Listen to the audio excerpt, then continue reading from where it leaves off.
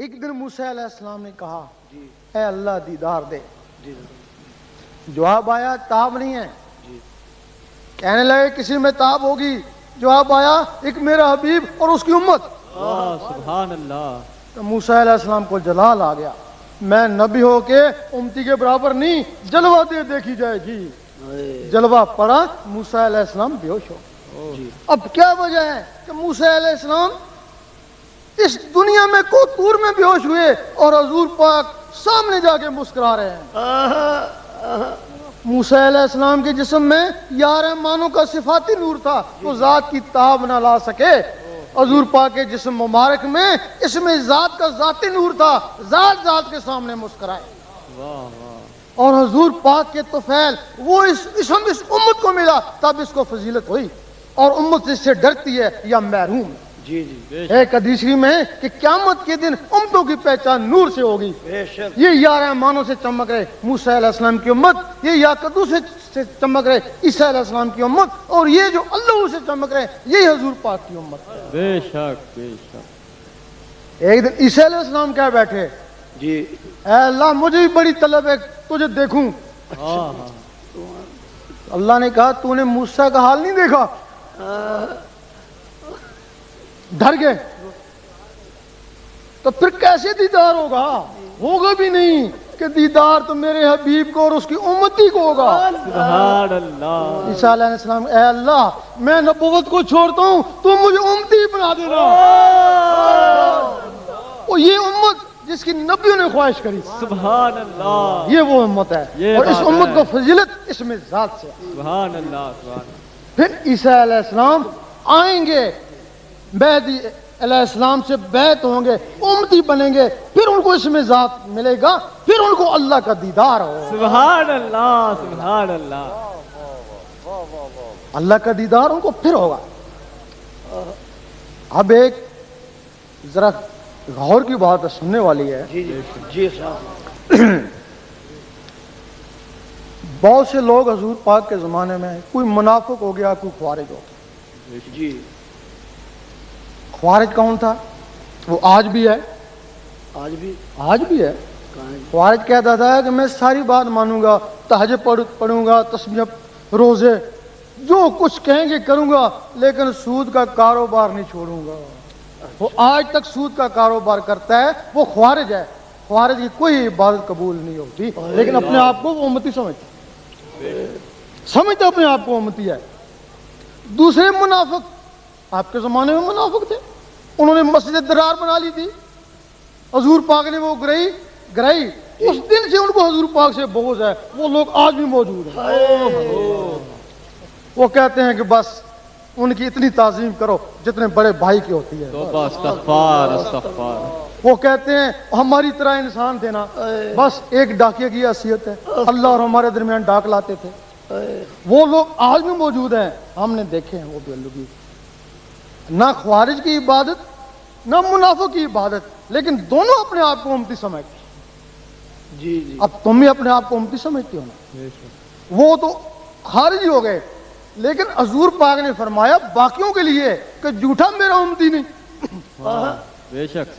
اب بتاؤ تم جھوٹ سے بھی بڑے بڑے کارنامے کر جاتے ہو. اب تمہیں کوئی ثبوت نہیں تم منافق ہو, خارج ہو یا امتی. کوئی ثبوت نہیں نا. بڑا نقطہ ہے. جس طرح ان کے پاس کوئی ثبوت نہیں. صحیح بات.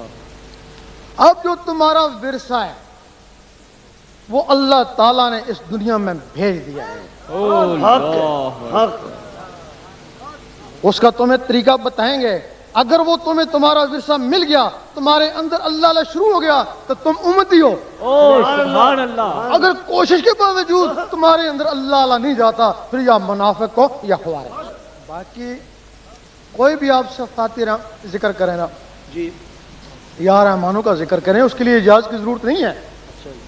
بھائی یا رحمانوں سے کریں گے اس کے رحم تک پہنچے گا نا, تو وہ تو جانوروں پہ بھی رحم کرتا ہے, تم پہ کیا تو کیا. بے شک. یا رزاقوں کا ذکر کریں گے تو اس کے رزق تک پہنچیں گے نا, باطنی رزق تک پہنچ جائیں گے. تو وہ تو کیڑوں کو پتھر میں بھی رزق دیتا ہے, تمہیں رزق دے دیا تو کیا. لیکن جب اللہ اللہ کرو گے تو اللہ کی طرف جاؤ گے نا. سبحان اللہ.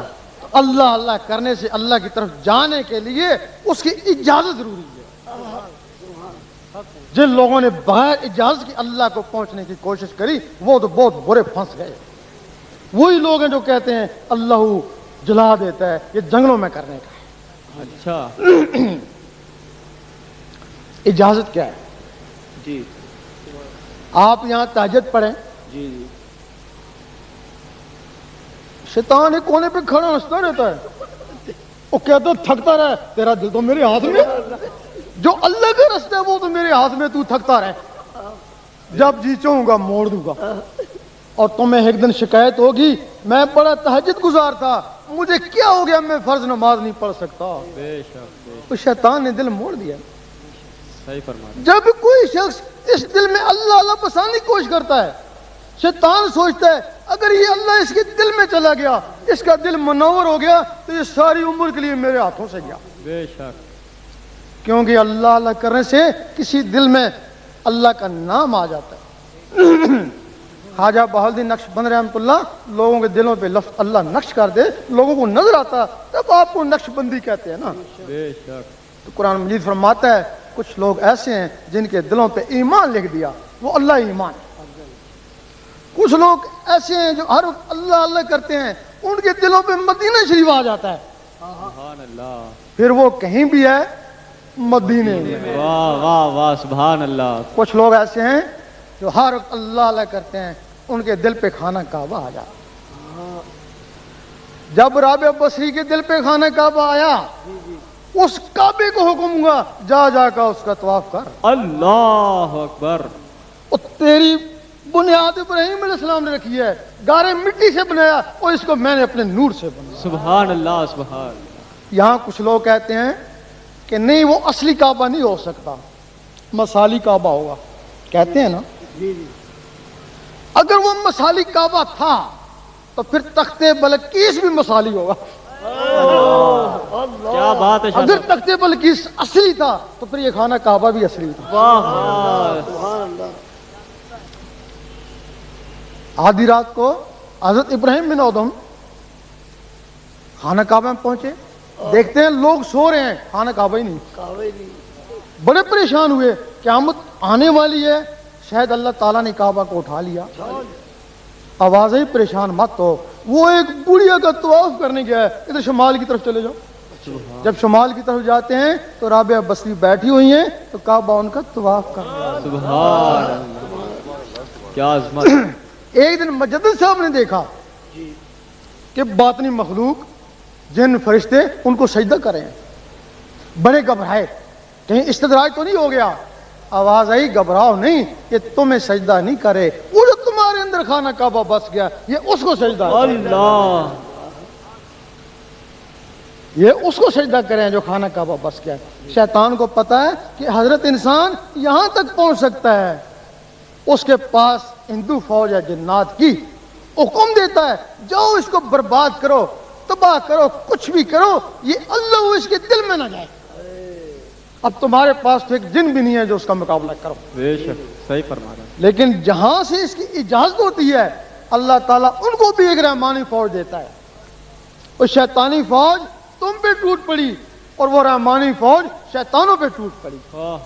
और रहमानी फौज उस वक्त तक तुम्हारा साथ देगी जब तक तुम्हारे अंदर रहमान जाग नहीं उठते। जब तुम्हारे अंदर वो रहमान जाग उठेंगे जी जी। फिर बंदा नहीं बंदा नवाज बन गया। अल्लाह। फिर गरीब नहीं गरीब नवाज बन गए। सुभान अल्लाह सुभान अल्लाह। यकीन करो तुम्हारे अंदर 7 सियारे हैं, 9 उनके खलीफे हैं, उनको जुस्से बोलते हैं, इन सियारों को लताए बोलते हैं, 16 मखलूक तुम्हारे अंदर है। अल्लाह।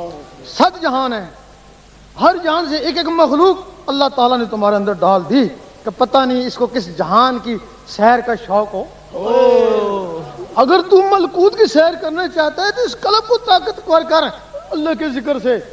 अगर जबरूद में जाना चाहता है तो रूह को ताकतवर, अगर तू वहां जाना चाहता है जहां अल्लाह की जात है तो लतीफा अन्ना को ताकतवर। सुभान अल्लाह। आपका सत्ता और चाहिए। तभी इलामा इकबाल ने फरमाया है कि मोहब्बत मुझे उन जवानों से है सितारों पे जो डालते हैं कमर। सुभान अल्लाह। ये हाथ सितारों पे नहीं जा सकते, वो मखलूकें सितारों को जाती हैं। ओह जब सितारों को पहुंच जाती हैं तो इलामा इकबाल ने फिर फरमाया सितारों से आगे जहां और भी है। کہ یہ اسے آگے بھی جا سکتی ہیں اور آگے بھی جا سکتی ہیں. کیا بات ہے شاہ. یہ اس کی اجازت ہے. کیا بات ہے میرے سبحان اللہ سبحان اللہ. آپ اس کا طریقہ بھی ہوتا ہے. اس کا طریقہ کیا ہے؟ یہ انہی کو دل کو بھائے گا جو اللہ اللہ کرنے والے روزانہ کاغذ پہ کالی پینسل سے 66 مرتبہ اللہ لکھیں گے. 66 مرتبہ فجر کی نماز کے بعد اچھا وقت ہے، ورنہ جب بھی آپ کو وقت ملے آپ تھوڑے دن لکھیں گے. آپ جو کاغذ پہ لکھتے تھے وہ آنکھوں پہ تیرنا شروع ہو جائے گا. جی اب کچھ لوگ کہتے ہیں کہ یہ مسمرزم ہے. یہ مسمرزم نہیں، مسمرزم اسی سے نکلا ہے. مسمرزم والے کیا کرتے ہیں؟ سورج کی روشنی یا شمع کی روشنی کو آنکھیں میں لیتے ہیں، اس کی طاقت سے شیشے کے گلاس پہ نظر ڈالتے ہیں، وہ کریک ہو جاتا ہے. جی جی دل کے اوپر 1,80,000 جالے ہیں، وہ روشنی سورج کی یا شمع کی روشنی ان جالوں کو توڑ نہیں سکتی. واہ. جب یہ اللہ آنکھوں میں آتا ہے، اللہ کو آنکھوں سے دل میں لے کے جاتے ہیں، تو پھر وہ لفظ اللہ میں اتنی طاقت ہے ان جالوں کو توڑتا تاڑتا دل کے اوپر جا کے بیٹھ جاتا ہے. سبحان اللہ. جب دل کے اوپر جا کے بیٹھ جاتا ہے اس وقت دل کی دھڑکن تیز ہو جاتی ہے. ٹک ٹک ٹک. سبحان اللہ سبحان. پھر اس ٹک ٹک کے ساتھ اللہ ملائیں.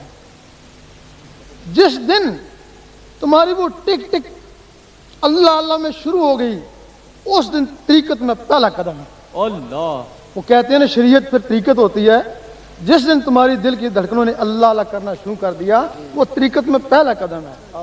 شریعت کا تعلق اس زبان سے ہے اور طریقت کا تعلق اس دل سے ہے. اور جب وہ اللہ اللہ کرتے کرتے اللہ تک پہنچ جاتا ہے پھر وہ حقیقت ہے. حقیقت کا تعلق ان نظروں سے ہے. پھر اللہ تعالیٰ جب اس کو نواز دیتا ہے مرتبہ پھر وہ معرفت ہے نا. اللہ اکبر. معرفت اس کو بولتے ہیں جب اس کو. کیا تو ہمارے اکابر کہتے ہیں کہ طریقت حقیقت معرفت سب کچھ شریعت میں ہے. نہیں، شریعت اور ہے، طریقت اور ہے، حقیقت اور ہے، معرفت اور ہے. رات کو سونے لگیں، انگلی کو قلم خیال کریں، دل کے اوپر تصور سے اللہ لکھتے لکھتے سو جائیں، اسی میں نیند آ جائے. آدھی رات کے بعد اس دنیا میں کچھ فرشتے آتے ہیں، ہر آدمی کے پاس کامن کاتبین سے پوچھتے ہیں بتاؤ اس کا آخری عمل کیا تھا جب یہ سونے لگا تھا. صبح پتہ نہیں اس کی جان ہے یا نہیں. بھئی یہ عشاء کی نماز پڑھ کے سویا تھا، دعا دیتے ہیں اللہ تعالیٰ اس کو خوش رکھے. اور یہ دروشی پڑھ کے سویا تھا، اللہ تعالیٰ اس کو بھی خوش رکھے. اور یہ آیت الکرسی پڑھ کے سویا تھا، کہتے ہیں آیت الکرسی کی لاج رکھنا اور اس کی حفاظت کرنا. اور یہ اللہ پڑھتے پڑھتے اسی مستی میں سو گیا تھا. سبحان اللہ. وہ کہتے ہیں خاموش آہستہ بات کرو، شاید اس کی یاد میں آنکھ لگ گئی ہو.